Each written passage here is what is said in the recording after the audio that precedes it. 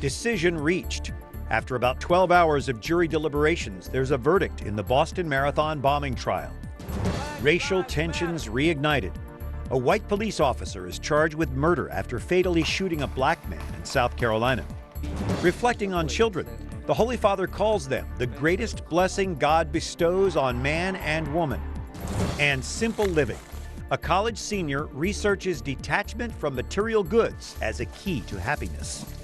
Those stories and more on EWTN News Nightly for Easter Wednesday, April 8th, 2015.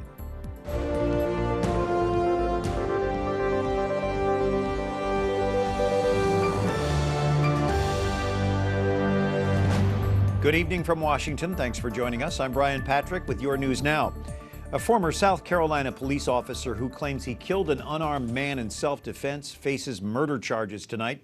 A video surfaced showing the officer firing multiple shots as the man was running away. Wyatt Goolsby joins us tonight following this story, which is getting attention from the White House. Wyatt? Yes, Brian, the White House has been watching events in South Carolina, including a protest outside of North Charleston's police department. Now, we're going to show you the video that is stirring up those reactions, but be warned, the video you're about to see is graphic. 220, shots fired. Subject is down. You grab my taser. This is Calvi 223. Shots fired. He grabs your taser. Subject is down. Caught on a cell phone, a white police officer shoots a black man 8 times as he runs away. 50-year-old Walter Scott died there. I have watched the video, and I was sickened by what I saw. As the North Charleston police chief and the mayor faced the press this afternoon, they were interrupted by protesters. No justice, no peace. The family of Walter Scott believes he ran from 33-year-old Officer Michael Slager after he was pulled over because he was behind on child support and was worried he would be arrested. He did not struggle. There was not a struggle for the taser, which I didn't believe my brother would have done that anyway.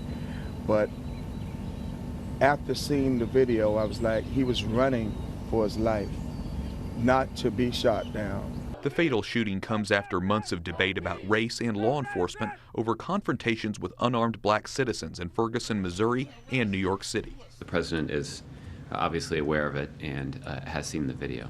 I can tell you that the reaction from others that I've talked to around the White House today is that the video is awfully hard to watch.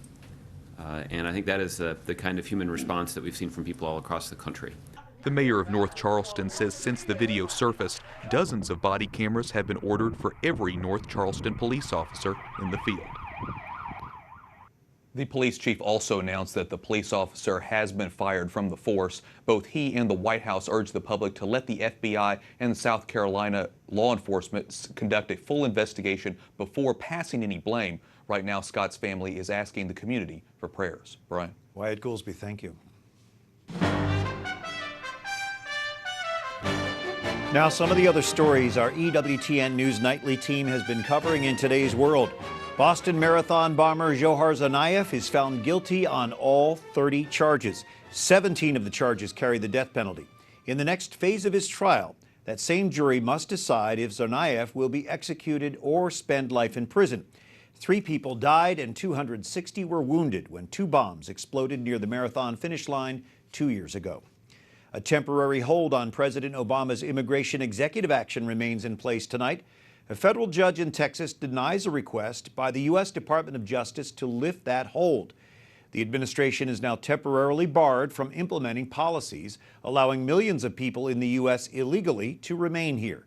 26 states oppose the president's action and have sued to overturn it. Kenya freezes assets of 85 companies and people with suspicious transactions. They're investigating to see if they were financing terrorism. This in response to last week's terrorist attack that killed 148 people. Jason Calvi reports tonight on the church comforting the families of the young victims. Brian, the Archbishop of Nairobi, Cardinal John Njui, told the victims' families not to give up, to take courage. He says he hopes the attack will lead to increased security in the country. He's also asking for compassion for the killers. Once a place of learning in Kenya, now known for a violent massacre. The victims' families left grieving, their dreams of the future shattered. I took my child to school. Today I'm taking death. I don't have any sympathy for the terrorists in any form. Kenya's spiritual leader is comforting the families and urging forgiveness.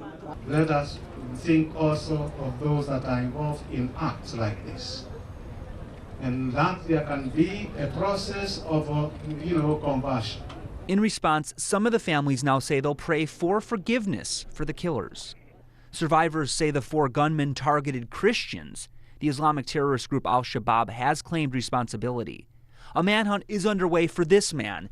Kenya's government says he's suspected of planning the attack. At a vigil in Nairobi last night, crosses honor the dead. A reminder today as the first coffin leaves a Nairobi morgue. Kenya says it will provide each family with money as well as covering the funeral expenses. Right now, the country is carrying out airstrikes against Al-Shabaab targets in neighboring Somalia. Brian? Jason Calvi, thank you. Where do Hillary Clinton and other Democrats stand on painful late-term abortions? The Susan B. Anthony list echoes Senator Rand Paul in saying they should be questioned on their extremist abortion positions. In an interview today, the Republican Kentucky senator who is running for president shared his views on life. I think the most important thing is the general concept of, do you support the sanctity of life? Do you think there's something special about life? Do you think when we're born that a human baby is different than an animal, that there's something special that's imbued into human life? And I think there is. Paul says he will support legislation advancing life issues and showing human life deserves protection. Rahm Emanuel faces major challenges as he enters a second term as Chicago's mayor. The former White House chief of staff pledges to take a new approach to rising pension costs, labor unions, and ongoing gang violence. Emanuel won Tuesday's runoff election against Jesus Chuy Garcia. Emanuel's failure to win a majority in February forced this week's runoff. Voters in Ferguson, Missouri have elected a more racially balanced city council. The St. Louis suburb has been at the center of debate over race relations. Violent protests and a Justice Department investigation followed last year's shooting of a young black man by a white police officer. Ella Jones becomes the first African-American woman to be elected to council. This is home, and I'm going to do everything I can to make it a better place for everyone. The new city council includes 3 white and 3 African-American members. Ferguson's population is about 70% black. Pope Francis says children are never a mistake. He has a stern message for those who say it's wrong to bring children into the world because of hunger or poverty. Questo è vergognoso. Non scarichiamo sui bambini le nostre colpe, per favore. The Pope saying this is shameful. Let's not offload our sins onto children. He spoke at his general audience in St. Peter's Square today. During these weekly gatherings, he's been focusing on the family in recent weeks. A well-known Princeton University professor calls for courageous action for religious liberty. Dr. Robert George says ordinary people, Catholics, Protestants, Jews, Mormons, and Muslims need to stand up. In a recent First Things article, he says we can't surrender to attacks on our faith. His comments come after Indiana's passage of a Religious Freedom Restoration Act and the uproar it caused. Dr. Robert George is a McCormick Professor of Jurisprudence at Princeton University, joining us by satellite from Princeton, New Jersey. And in this piece, you mention lynch mobs attacking people of faith. Who is this lynch mob you're referring to? Mainly the mob is composed of people who are very strongly, one might even say fanatically, dedicated to certain causes. Those include same-sex marriage, abortion, other causes, who have decided to advance their cause, where possible, by intimidating people, by trying to damage the reputations of people, by trying to deprive them of their employment or livelihood. We saw it in the case of Brendan Ike, the mild-mannered technology genius who was driven out of his position at Mozilla because he had contributed money to the cause of advancing marriage as the union of husband and wife in the California Proposition 8 matter. We saw it in the case of Barronelle Stutzman, a 70-year-old florist who was vilified and defamed and subjected to every manner of ill treatment as a result of her unwillingness to participate, contribute her talents to a same-sex celebration, which, of course, on moral grounds, as a Christian, she, as a matter of conscience, could not participate in it. We've seen it in the case of Mr. Cochran, the African-American fire chief in Atlanta, that formerly segregated city, who lost his job because in his own time, speaking for himself, he published a book defending the biblical understanding of marriage as the conjugal union of husband and wife. The pressure is brought on politicians, it's brought on companies to contribute to damaging the reputations and undermining the livelihoods of these people. That's why I call it a lynch mob. It's an effort to destroy people, not in the physical sense, although there have been threats of violence against people for standing up for their religious freedom, but mainly in another sense, damaging their reputations, destroying their livelihoods. So these people, the common denominator here is that they're standing up for their beliefs. You're calling on ordinary people to step up courageously for religious liberty. How can we do that? We can do that by speaking out, by refusing to be silenced. In conversations with our friends, with members of our families, with fellow citizens, in letters to the editor, in our communications with our political leaders, we can make our voices heard, to make it clear that we refuse to be intimidated into acquiescence or silence, that we mean to speak up for religious liberty, beginning by speaking up for the victims of assaults on religious liberty, like Brendan Ike, like Barronelle Stutzman, like Fire Chief Cochran, and so many others. Those are just a small number of the cases that have arisen. Politicians in places like Indiana and Arkansas and Georgia have been responding to pressure from people on the other side to give up the challenge or the fight for religious liberty. Now they need to hear from other people, people who support religious liberty. Dr. Robert George, joining us from Princeton University. Thank you so much for being with us. Thank you. It's my pleasure to be on the show. Coming up, following in the footsteps of St. Francis, friars still care for sacred sites in the Holy Land.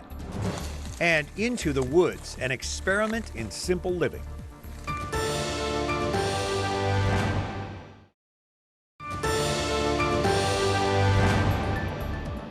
Let the children come to me, for to such belongs the kingdom of heaven. Pope Francis reflecting on Matthew 19, verse 14 today, reminding us of the gift of children. Thank you so much for joining us on this Easter Wednesday, the 8th of April. I'm Brian Patrick. More than 200 people have been held captive in Iraq for 8 months, but they're now reunited with loved ones. It is unclear why ISIS freed the Yazidi prisoners today. A commander in northern Iraq says many of the victims show signs of abuse and neglect. There are 40 children among those freed. The remaining are elderly. Hundreds were taken in August when the Islamic State captured the Iraqi town of Sinjar near the Syrian border. Citing St. Paul's conversion on the road to Damascus, an Eastern Catholic's Easter message repeats a call for peace. It urges Christians to bear the gospel of life and amid Syria's ongoing deadly civil war. Gregorius III, Melkite Patriarch of Antioch, encourages all Christians to be agents of life, prosperity, and progress. Father Greg Friedman joining us now from the Franciscan Monastery of the Holy Land here in Washington. Father, just briefly explain how Franciscans became the custodians of Christian sites in the Holy Land. St. Francis of Assisi went there during one of the Crusades in 1219, and during that visit, actually was in Egypt, he encountered the Sultan, who was leading the Muslim forces, came away with a dialogue that in the end led to the Franciscans becoming the caretakers of places in the Holy Land in succeeding centuries. We've been there close to 800 years. This is a complicated area of the world. Explain the delicate balance when you look at the Church of the Holy Sepulchre in Jerusalem and the Church of Nativity in Bethlehem. These are close, but they're really different worlds, aren't they? That's right. They're really about 20 minutes apart. The Bethlehem is, of course, in the occupied West Bank, a Palestinian city of Bethlehem. But both there and in Jerusalem at the Church of the Holy Sepulchre, the two central shrines, one over the birthplace of Jesus, one over the place of his death and resurrection, are both shared by different Christian communities. So Greeks, Armenians, Syrians, the Latin Church, which is called there, but it's the Franciscans. And these places have a delicate relationship so that all of the Christians can carry out their services and kind of coexist together. But it's not always easy. It's sometimes difficult. Many of us gave to the Holy Land collection on Good Friday. What does that money fund? The Holy Land collection, the Good Friday collection, on behalf of the Holy Father, goes to help two things: what we call the stones of memory, the shrines I just mentioned, not only in that part of the country, but throughout the Holy Land, preserving those shrines, keeping them up, welcoming pilgrims. The other part of the collection goes to help what we call the living stones, the Palestinian Christians who live in the Holy Land today and who are under great pressure to leave, to emigrate to other places. We'd like to ensure that they can stay in their homes, be employed, have good homes to live in, schools, parishes where they can flourish and live their faith. And some of these beautiful sites are replicated right here in Washington, right? Yes, in Washington, D.C., the Franciscans of the Holy Land, back in 1899, built a church and gardens with grottos and other replicas of the places, for example, Bethlehem, the site of the Nativity, the Nazareth, and the crucifixion, the tomb of Jesus. Other shrines are there for American pilgrims to come and visit. I've had the opportunity to recently visit. It is fascinating. If you can't get to the Holy Land, it's a great start. Father Greg Friedman, thanks for joining us, and thanks to the Franciscans for this good work they continue to do. Thank you, Brian, and God bless all of your listeners. Well, St. Francis of Assisi and now Pope Francis are strong advocates for living simply. Their message really hits home for one young Pennsylvania man. Catherine Zeltner has his story tonight. After his last class, Dylan Miller begins the long walk home. The Juniata College student is spending his senior year living off campus, way off campus, in a shelter he built in the woods of central Pennsylvania. Whenever I come up here, it's extremely settling. It's very relaxing. It's easy to get used to. For his senior research project on simple living, Miller decided to live like author Henry David Thoreau, not just read about him. So he constructed a 17 by 17 hut from fallen timber, leaves, and a tarp. This is where Miller eats, sleeps, and studies by candlelight, and fends off the occasional bear. Here where she clamped down and tried to open it. I'm pretty sure she thought it was a trash can. There's an academic point to this backwoods adventure. Is happiness more easily achieved at the hut? Miller's trying to show you can live with less and still find happiness. The project includes weekly discussions with an advisor. He wanted to see how he could live minimally and still kind of maintain a lifestyle that worked in the contemporary world. Minimal living means a portable propane heater that was no match for the coldest days of winter. But Miller says he got used to the Spartan conditions. Since this is my home now and it's become normal to me, it doesn't really feel like an endurance contest anymore or a project. You know, it's just where I live. Not for much longer. He plans to tear down his shelter when he graduates next month. It's sort of a lesson in impermanence, you know, like everything in the woods, you know, rots and changes and becomes everything else. So I wouldn't have it any other way with the shelter. A lesson he says he'll take with him after college, wherever he winds up living. Catherine Zeltner, EWTN News Nightly. Thanks, Catherine. A lesson in impermanence. I like that. Well, UConn's women's basketball team wins an impressive 10th championship title. The Huskies beat Notre Dame again this year. Last night's score 63-53. UConn held the Irish to just 33% shooting. Coach Gino Auriemma is now tied with UCLA's John Wooden for the most NCAA basketball championships. Up next, we visit St. John Paul II National Shrine on this 10th anniversary of his funeral. And we look back at the life and legacy of this saint for our time.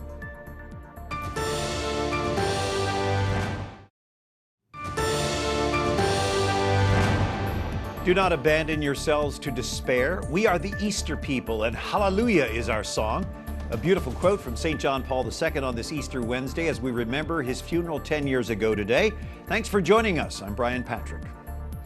Patrick Kelly, the Executive Director of the St. John Paul II National Shrine, joining us from the shrine here in D.C. Patrick, it's been 10 years since the funeral of John Paul II, a little less than a year since he was canonized. What kind of response have you seen there at the shrine since he was declared a saint? Well, since that time, we are seeing really an outpouring of of what we expected, which is an outpouring of love for John Paul II. I mean, we've had thousands and thousands of people go through our exhibit, and at the end of our exhibit, they're given the opportunity to write a note to John Paul II, and some of those notes that they write are just absolutely touching about how he has touched their lives. And they can actually touch him in a personal way there at the shrine. You have 2 first-class relics of St. John Paul II. What does that do for those who really want to get closer to this saint? Well, Brian, what that does is, you're right, we do have 2 first-class relics. The first is a piece of the cassock that is stained with John Paul II's blood, and he was wearing that cassock on the day of the assassination attempt in St. Peter's Square in 1981. And then the second relic we have is a vial of his blood, of his actual blood. So that is, and we have those relics are out every day, and people really are able to venerate those relics and feel a sense of connection to John Paul II to really, and I think it really is an aid for intercessory prayer. I mean, people bring their petitions here to the shrine. They bring all of the prayers that they have, and they ask for his intercession. And those relics really help with that prayer. There are so many saints in the communion of saints. Some are officially canonized, many are not. But this is a saint that we knew. We watched him go through his life and suffering toward the end of his life. What do you think the legacy of St. John Paul II is, especially for Catholics who are alive today? Well, there are so many things you could say about the legacy of John Paul II because he was such an extraordinary figure. I mean, there's a legacy of history. There's a legacy of politics and geopolitics. There's the legacy of theology. But I think the most important legacy is the legacy of love that he imparted upon all that he touched. And that legacy really is what we are all experiencing today and what we're living. I mean, I really think the most profound legacy of John Paul II is in the lives of those men and women that he touched, those men and women who went on to marry and have children. And those children, I think, are the legacy of John Paul II. And I think the same is true for priests and religious sisters. I mean, I think so many of them, they owe their vocation to John Paul II. So I think their service to the church is really the living legacy of John Paul II. Beautifully put, and the National Shrine is a national treasure for us.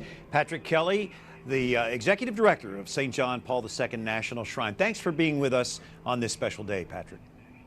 Thank you, Brian. A priest and a pope first, but John Paul II was also a statesman, a revered and respected world leader. The world paused 10 years ago today to pay respects to a saint so many of us know and love. As we say goodnight on this Easter Wednesday, we look back on that day.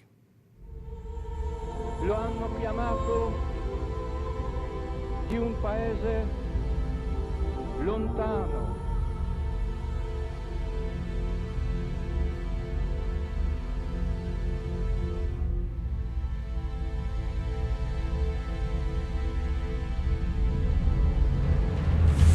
En Cristo Jesús.